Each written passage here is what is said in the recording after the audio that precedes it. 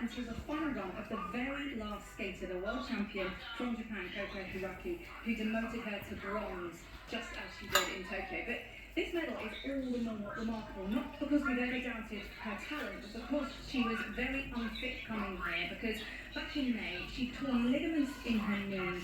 This saw her miss a lot of key competitions to build her fitness ahead of Paris. And then, last Monday, the day before she flew here to Paris, she fully dislocated her shoulder and will need surgery on it when she gets home.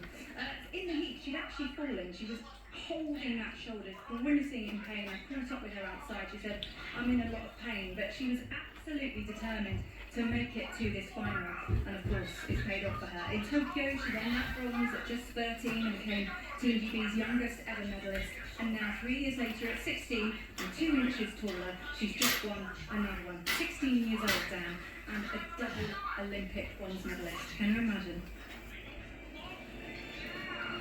Thanks, Natalie. So